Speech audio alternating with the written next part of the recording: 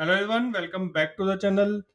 In today's video, we are going to discuss triggers in SQL. What are triggers? What are different kind of triggers? We will also see different use cases of trigger, and we will go to SQL Server and implement one of the most useful use case. Okay, so let's start with the understanding of triggers and then we'll move on to SQL Server. So trigger in SQL, a trigger is a stored procedure that automatically executes or fires when certain event occurs in a database. Right? If some events are occurring in a database, let's say insert, delete, update. After that, we want to execute something automatically, right? So there are different use cases. It can be used for data validation, it can be used for auditing, it can be used for cascade actions. In today's video, we will implement auditing for the employee table, right? We will implement all kind of triggers for the auditing purpose.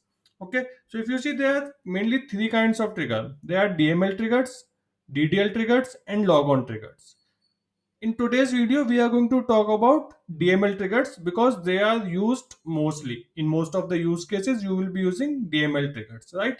DML triggers are fired after any DML operation. It can be insert, update, or delete, right? Now, if we go a little bit more further, DML triggers are further classified into after triggers or for triggers, right? It is sometimes called after triggers or sometimes called for triggers. These are most commonly used triggers. And then we have instead of triggers, right? Again, we are going to discuss after triggers today in detail, after triggers or for triggers, because this is most widely used types of triggers. Okay. Now, what we are going to do, let's say I have an employee table, we will be doing a auditing, which means if there is any change happening in this table, we want to audit in an audit table. For example, for some employee ID, something has changed, salary has changed, or let's say employee ID has changed, sorry, email ID has changed, or name has changed, or let's say some record is deleted, or a new employee is inserted. Everything we want to audit in an audit table. Okay, so this is what we are going to implement it in this video. Okay, so let's move on to the SQL Server and start. So I have two tables. If you see, employee audit table and employee table. Now employee table, if you see, it is employee ID, employee name, email ID, and salary. And audit table is currently empty. But what I want to do essentially, I want to edit the audit text, and at what time that change has happened will go into audit timestamp column. So I have three columns: ID, audit text, and audit timestamp. This ID is an identity column, so I don't have to worry about it. It will just insert the incremental number. Okay, so let's start with our insert trigger. Okay, after insert trigger, I'm styling it because it will be triggered after the insertion in the employee table. So I will say create trigger, and then we need to give the trigger name. So generally the naming convention is start with tr and then on which table you are creating, right? I'm creating on employees table, and then what kind of trigger is it? Insert trigger, update trigger, or delete trigger? So I will say on insert, right? So this is my insert. After on insert or after insert, you can say anything, right? Now after this I have to tell on which table. This is just a name, right? Name, this is just we are following the naming convention.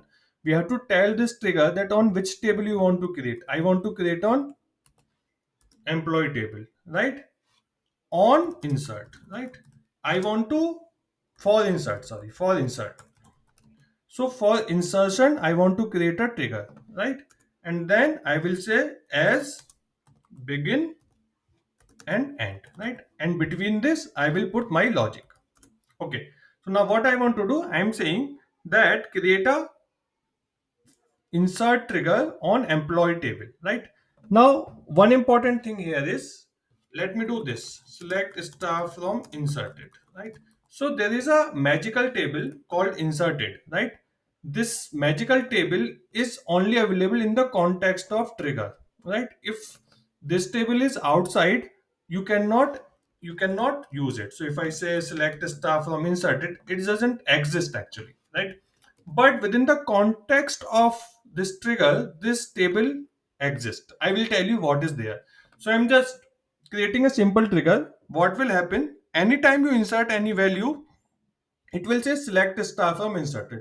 So basically first we want to see what is there in this inserted table, right?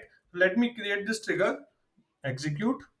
Okay, so now what I will do, I have created an insert. Now I will insert a row in the table. So let me say insert into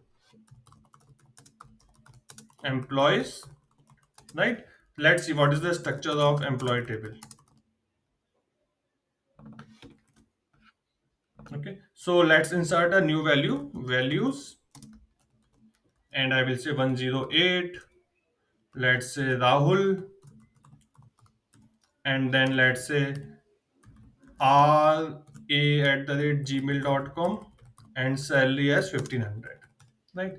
So if I just insert it, you see this is inserted, but we are getting something in output, right? When you insert, you don't get that value in the output. What is happening the moment you insert it, this trigger is getting triggered and it is saying select star from inserted. Now this inserted table contains the detail of your insert data. So you are inserting this row, right? This row is going into this inserted magical table, right? So this table will contain the data that you are inserting. This is only available within triggers. After anywhere outside, you will not be able to use this, right? So if I just again try to use it here, it will say not available, right? It is not available. It is only available inside this trigger, right? Now what we will do, we will use this table to insert data in our audit table, right? So I will say insert into, right? Insert into our audit table. Now in audit table, we need two columns. This is identity column, right? We need audit text and the audit timestamp. So let's insert it. So I'll say insert into this, right? Now I will create my text, right? So I will say a new employee has been added with employee ID, right? So I'm saying a new employee has been added with employee ID, and then I will add the employee ID here. Plus, so from inserted table, right? From the inserted table, I have this employee ID. So this inserted table structure is same as employee table structure, right? So I will say plus employee ID, right? I'm just concatenating these two strings. This is a hard coded string, this is employee ID. Now this is a varchar kind of data, right? And this is an integer. So I need to convert it into varchar. Cast as varchar, let's say 10, right? So I'm just casting it, right? Now what I'm saying that insert this data, comma, we have one more column, right? Audit timestamp. So that will get as get date, right? So now I will say alter trigger because this trigger is already there. I'll just say alter trigger and I will alter it. It is done. Let's try to insert the value again. So I will add 109. Let's say Vineet. Let's say VI and 2000. Right. So I'm going to insert this data into employee table. Let's see what will happen.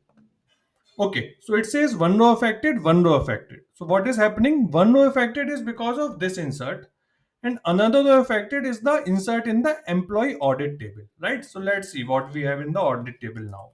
Select star from, let's get both the tables again. Select star from audit table, right? So if I check the data now in these two tables, what will happen? If you see,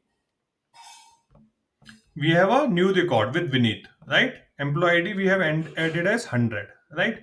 And in the this table, audit table, you see automatically a new record is added. A new employee has been added with employee ID 100, right? And the audit timestamp. This is the time this new record was inserted, right? So we added the auditing information in this table using the insert trigger. Now similarly, let's create a delete trigger, right? Let's say I want to delete something, then that should also go to this audit table, right? So let me just copy this, okay, and let's get it here. Okay, I will say create trigger and this time it is delete. So I will say after delete, and this will be for delete again, right? And this is a okay. So let me just put a semicolon. Okay, create trigger tr employees after delete, right? On employee table for delete as begun. Again, I have to insert the data, insert into employee audit. Now, instead of inserted table, we have a deleted table. In this deleted table, again, whatever row we are deleting, that row will go inside this, right? So it is very similar. I just have to say that an employee has been deleted with employee ID, right? And employee ID from deleted table, right? So I will just create this trigger now. Okay. Okay, done. Let's try to delete some data. So I will say delete from employees, right? Where, let's say, employee ID equal to 100. I will delete this one. Just we added 100, right? Delete. It is done. Again, one row affected, one row affected. So one row is for deleted and one row is inserted in the employee audit table. So if I just run this, and we will see, you see, one more row is inserted and employee has been deleted with employee ID 100, right? And we have the audit timestamp, right? So this way we are auditing anything happening to this employee table. We are auditing here. We can come later and check what all has happened. If there is some issue, there is some error, we can always come to audit table and see what was going on in this table, right? Let's do update now, right? Update is very interesting. So what we will do in the update, let's create a update. So let me just copy this again, and the process is similar, right? So let's change it to after update. Okay, and then for update. Now again I need to insert data, but let me just copy this and show you what will happen if I update to the two tables. So I don't have an updated table as such. So select star from inserted, right? And select star from deleted. Okay. So let's see what will happen. So I'm just creating this trigger. Okay, trigger is created. Now what I will do, I will run an update statement. Let's see what we have in this. Okay, so I will say update employees set salary equal to, let's say, 5,000, where employee ID equal to 108. So for this 108 guy, currently it is 1500. Just remember. So it is 1500 and we are updating it to 5,000. Okay, so let's run this. Okay, so this is done. Oh, sorry, nothing is there. Okay, let's run this. Okay, so this is done. We have done the update, right? The moment we done the update, this trigger is triggered, and this trigger is doing what? It is just doing a select star, right? So if you see, this is inserted data. Inserted data, the inserted table contains the new data, right? 108 Rahul r@gmail.com and salary, right? So we don't have an updated table. The old record will be in the deleted table. So if you see, earlier the salary was 1500, now we have 5000. So in the deleted row, in the deleted table, previous row is there, and in the inserted table the new row is there, complete row, right? So this, the structure of these tables are same as employee table, right? So it will have complete deleted row and complete new row, right? And we will make use of both the tables to insert data into our audit table, right? So let's alter it now, right? Now again, let's say insert into employee audit, right? Now let me copy this and we'll make changes here. Okay, so I will say sorry, from, okay, from, now we have two tables, right? Inserted and I will join these two tables because I need both the information, the previous salary and the new salary. Previous salary I will get from the deleted table, and new salary I will get from the inserted table. So I will join these two tables based on employee ID because employee ID is my primary key, right? So I will say inserted, inner join, deleted, right? Let's call it I and let's call it D. On I dot employee ID, sorry, I dot employee ID equal to d dot employee id, right? So I'm joining these two table. Now what I'm saying that, let me change the text, or the employee, the values of the employee has been updated, right? The values of the employee have been updated, or data of the employee has been updated, and with employee id, and I will put the employee id. So I'm just keeping it as it is. Now I will say I dot employee id, right? So this is basically telling take from the I table. I can take from any table because both will have the same employee id because we are just joining. After this I will show you when we insert multiple rows or delete multiple rows, this method works for that as well. Okay, so just hang on. Okay, so what I'm saying, the data of the employee has been updated with employee ID this, right? Now what has been updated? Now the problem here is there are multiple columns, right? Maybe name is updated, maybe email ID is updated, or maybe salary is updated, right? We just need to log information which has changed. Okay, if the name is not changed, we don't want to update it, right? So I will use case statements. I will say plus case when, right? Case when I dot name, employee name, is not equal to d dot employee name, which means someone has updated the employee name. Then I will say old value, right? Let me put a comma, and I will say updated from, right?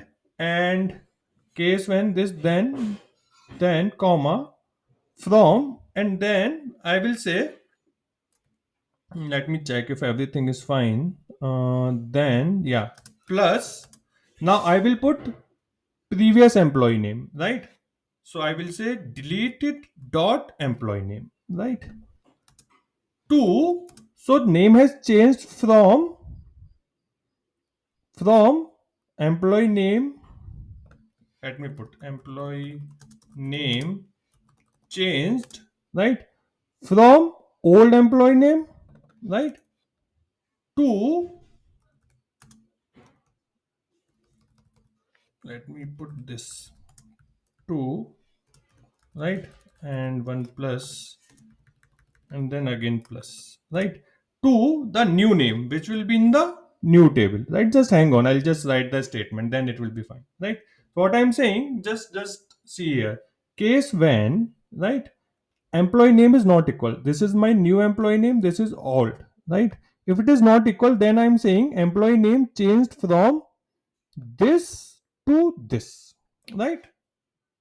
And this is the end of my case statement, right? Now what I will do, I will add one more, right? Okay, I will put else as well. So otherwise, just it will be empty, right? That's it. Now what I will do, I'll just copy this. Just hold on, you will understand. Now again, I am checking it for email ID. Case when email ID email ID is not equal, then say email ID changed from, right, the older email ID to new email ID, right? Else nothing, and again I have to do it for all the columns. So let's do it for salary as well. Case when salary is not equal, then salary changed from old salary to new salary, right? Else nothing again, right? So that's it. Now one important thing is salary is an integer column, so I need to cast it as varchar, which let's say 10, right? And here also I need to cast it, so I will say cast this as varchar 10. Okay, that's it. So let me create this now. Let me create this trigger now. Yes, trigger is created. Now let's try to update few things. Okay, so what we will do, we will say let's go to select star from employee. Okay, and now what I will do, I will say, let me take some space. Okay, let's do the same thing, right? Update employee, set salary equal to 5,000, or let's change it to 10,000, right? This time, where employee ID equal to 108, right? Let's run this. Done. Again, one row affected, one row affected, right? Let's see both the tables.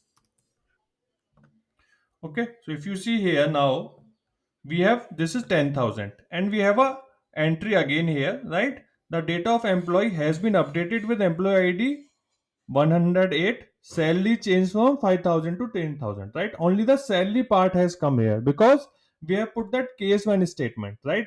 So if I add name as well, let's try to add name. So I will say salary equal to this time 15,000, comma, name equal to, or employee name equal to, employee name, let's put demo, right? For 108. Let's run this again. Okay, again it is done. Let's run it. So now we should have one more entry here. So if I just go, you see we have one more entry, and this time we have both the things, right? The employee ID 108, employee name changed from Rahul to demo, salary changed from 10,000 to 15,000, right? It is updated to 15,000, right? So everything is working perfectly fine. Now these three things are done. Now what I want to show you is, even if we have multiple rows, right, multiple rows getting impacted because of insert, delete or update, all of that information will go at once because we are directly using these tables, right? If there are two rows will be joined and inserted here. So let me do that. So I will say where employee ID, let's say we have 107 108, so let's say greater than or equal to 107. So it should do for two, right? Both of them, right? So what I will do, I'll say demo 1, right? And salary, let's say 20,000. So let me run this now. So it should insert two rows. So currently how many rows are there? Let's check quickly. We have four rows, right? So it says two rows impacted, right? In both the tables. If you see in employee table, 20,000, 20,000, and name is demo 1, demo 1. Here also if you see, both the rows are inserted at the same time, right? So audit timestamp is same, and we have all the information. That changed from demo to demo 1, Ankit Bansal to demo 1, and salary changed from 15,000 to 20,000 and 70,000 to 20,000, right? I hope this clears your concept of triggers. Let me know if you have any question. These are very powerful when you are especially developing an application and you have to audit all of the things together in a table. Okay, thanks for watching. Have a great day.